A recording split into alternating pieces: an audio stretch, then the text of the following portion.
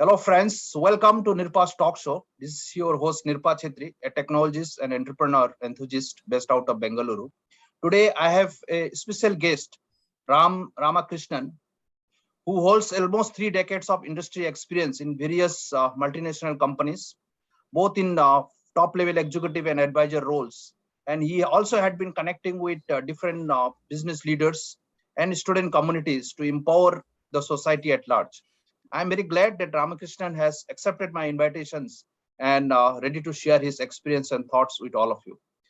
Hello, Mr. Ram. Welcome to Nirpa's Talk Show. Thank you, Nirpa. Thank you for getting me on your talk show. It is my absolute pleasure to share my thoughts. I always feel sharing your thoughts, you learn a lot of things and you also grow. First is your growth happens and also somebody finds useful with the information what we share. At least they take a couple of points and work on it. That will be a great thing. Thanks. Nice to be here. Thank you, Raman. It is absolute pleasure again with me as well to have a conversation with you. I'm very sure with your vast experience in different advisory role in top industries in IT and non-IT companies will definitely empower our audience as far as our knowledge in equation is concerned. Yeah. With this move, let me move to the kind of a understand your overall leadership journey, Mr. Ram. I know you have a vast experience, right?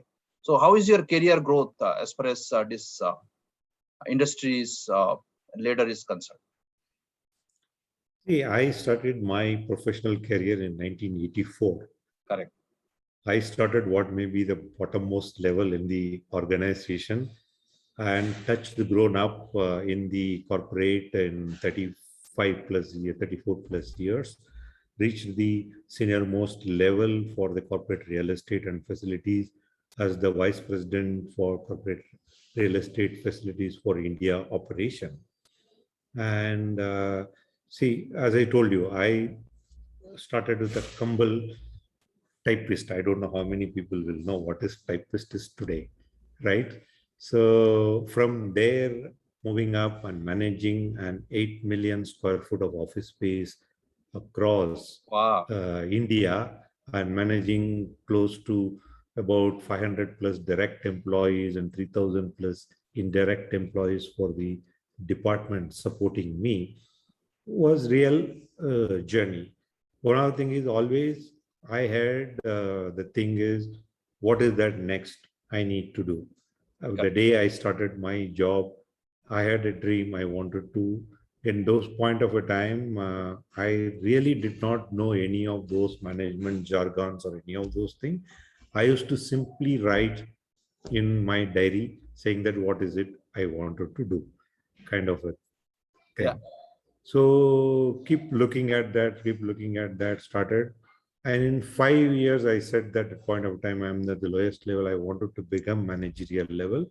I become manager in 5 years. Yeah. So that is what happened. See, I see it is all in your mind, not a mindset. Basically, you put as person what you wanted to achieve. This is what many of the people also talk about it on the either it's a Bob Proctor or you go to the Think and Grow Rich by Napoleon Hill book, you read it. All of them say that those books and all I read later part of it now in the last 7 or 10 years time, not earlier than that. That is what you have to be absolutely clear what you wanted to do. Exactly. Get that focus. So with that, I was able to go. How I was able to become from their lowest level to reach the highest level. There is certain amount of a time you need to take that calculated risk. Changing one company to another company. I worked in 8 different organization companies, big Indian companies and the multinational organization. At one point of time, 3rd largest IT services company in India. That is where I was heading as the Vice President Corporate Real Estate and Facilities. Yeah. So it all, one is you determine what you wanted to do and focus and work on it. It's very important. You need to work on that. So when I was working, I acquired 2 diplomas. One is on the postgraduate diploma in personal management, another one postgraduate diploma in training and development. Both I used to do 8 to 9 job, then evening classes, go there or come back and study. Always there is no stop for your learning. As I talk to you today, you may say that 35 plus years and I am a businessman and doing that and all. I have enrolled a couple of courses. I'm a student there and Exactly. studying it. Study never end. You have to be a lifelong learner. That is one. That is what I did. That has helped me to move up the ladder. Second, I took certain calculated risk. There are jobs I moved in. Sometime I moved out of my comfort zone. Like always working in Bangalore, I took a job in Hyderabad. I worked there. I took a job in Pune. I worked there for a couple of years. All that happened, it gave me a great length and breadth of an experience. That is what I could say. Anybody, see, you can be, people may say that, yeah, you can be in one organization, but don't stuck into that one kind of a job. Try to take different kind of a job and start experimenting it. That is where your growth comes in. So another thing is at the end of it, when you become a leader, it is very important take care of your people. Yeah. People are, whoever is there, they are going to do the work and deliver. See, initial part of my 10 years of my career, definitely I would have done a lot of things my own hands. After that, when you grow up and get into a leadership position, it is the people work for you, get the job done. How do you make them and train them and empower them to do what is it to be done? That is the important thing one leader needs to learn and grow. See, at one point of a time in one of the corporate I learned, they used to say, first when I heard this word, I was wondering, how is it that possible? They said that make your job redundant, you grow. Right? How do you make your job redundant? It is not that you have to train your people in the department, they are able to do so that you can take the higher level of task and job. So that is where the growth comes in. There is no point in you keep doing the same thing. So this is what my growth journey is. That's what I see into a summary. I was always a lifelong learner, wanting to do, understand what else, how I do better and by way of understanding. Second, I took some amount of calculated risk. Then I developed my people who are worked for me. With that, I am able to succeed in the Yeah. overall thing. Yeah, really. Thank you, Ram. It was one of the most inspiring story as far as your career journey is concerned. So a lot of struggles, a lot of learning, but good thing that you mentioned about, right? You have been always as a lifelong learners, and that is the demand Yes. today. The World Health, Yes. World Economic Forum has already published a report where it says lifelong learning and the collaborations are the two skills that today's any professionals required, right? So I think well elaborated. I'm pretty sure many of our viewers will get inspired by your story. Let's move to the next part probably, and then we'll talk about the training that is online training that is happening around nowadays. But before that, what are the three key areas that a leaders or aspirant leader should focus according to you?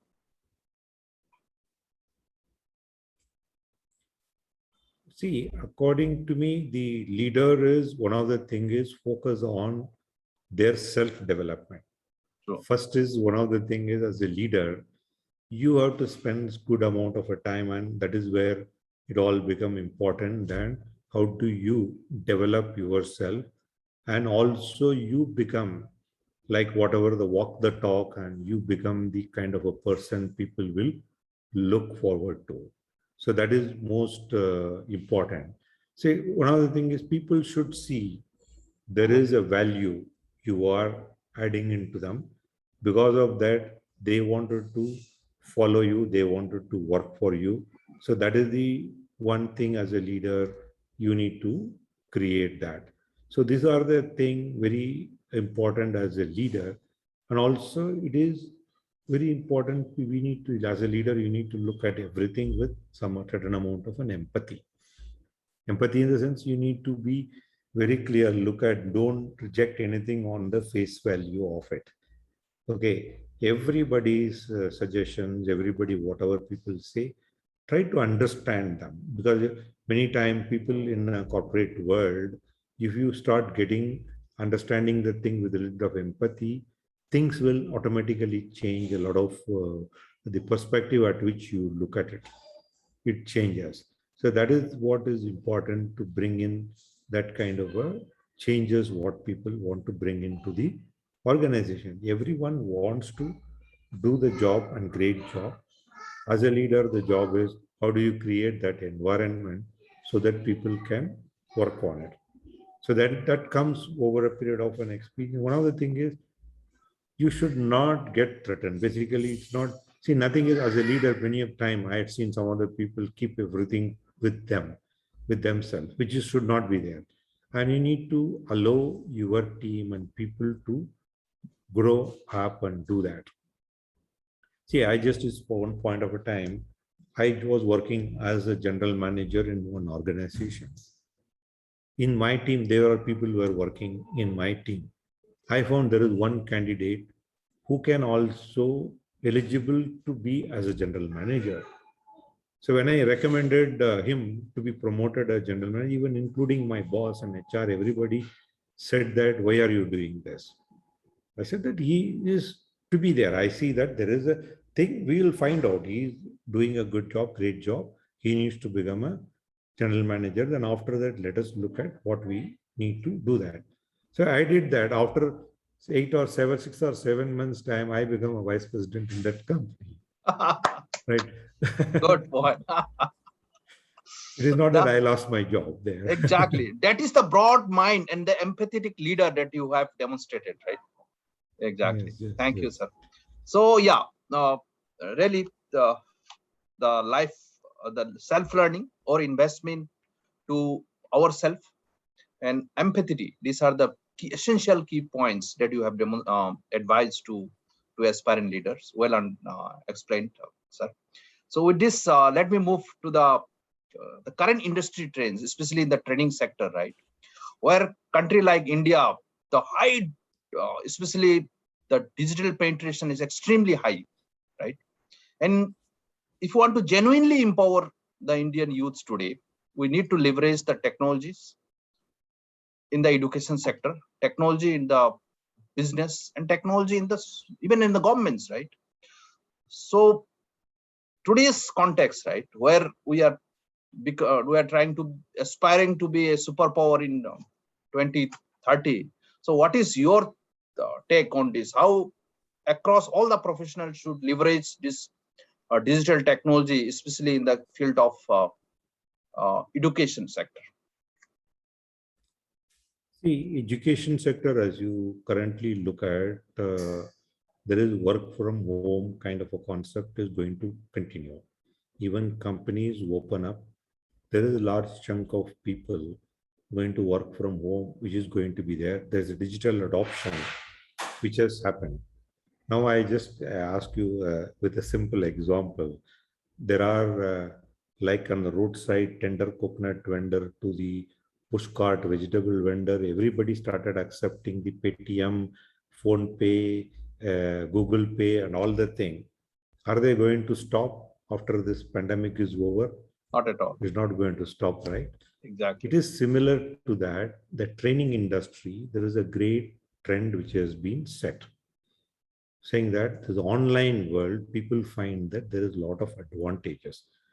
Today, you and me are talking. One of the things, if you have to talk in person, how much of an effort we have to make.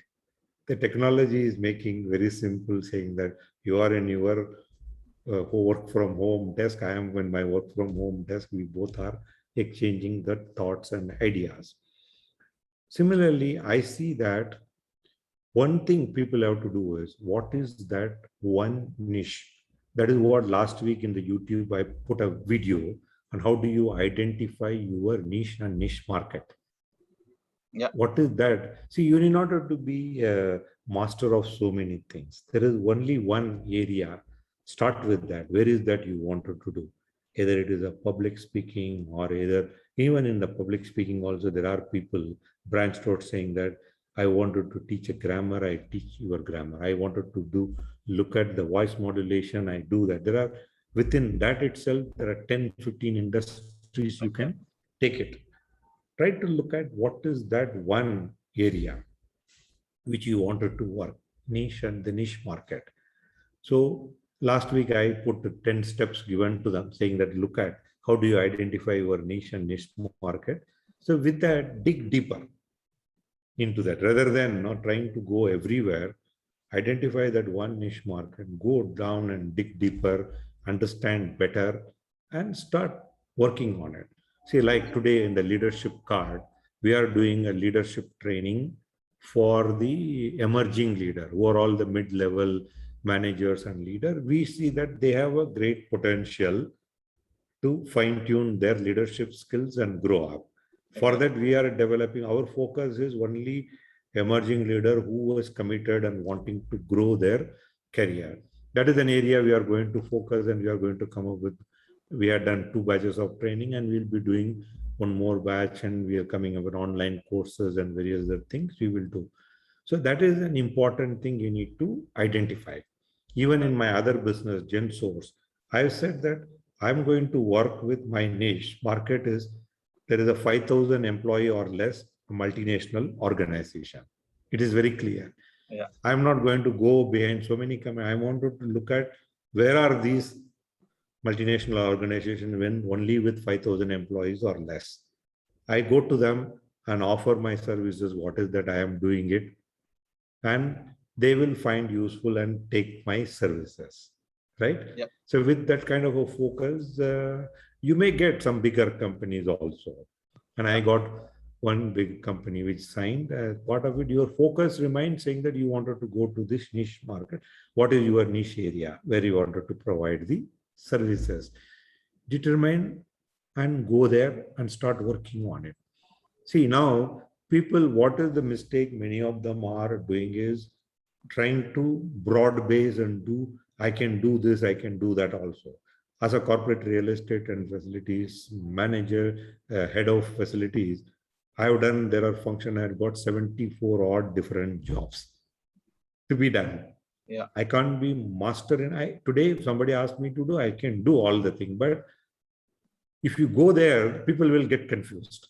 Exactly. I give this 74 different kind of a menu and variety, people will get confused.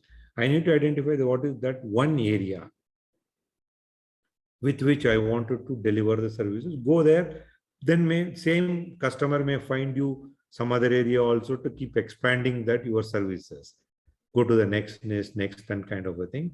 So that is the most important. Given all the thing, your context of online learning, I see it is going to continue. And that is where you need to make, identifying the niche area and the niche market, develop your programs and other thing. And everybody, there is a market today. Exactly. One other thing is you have to become an authority in that area and able to give that to them so that people will look for that and come to you. Online will boom and you have to get prepared. See, it is not going to be too much of an one-to-one online trainings and other things. That all will happen for some time. After that, you have to make it resourceful and have some kind of a connect programs and other thing with that, get connect with the people. So that is where it is going to be. People want to learn their own time, right? That is going to be the order of the day. When they want to own time, online learning is the only way.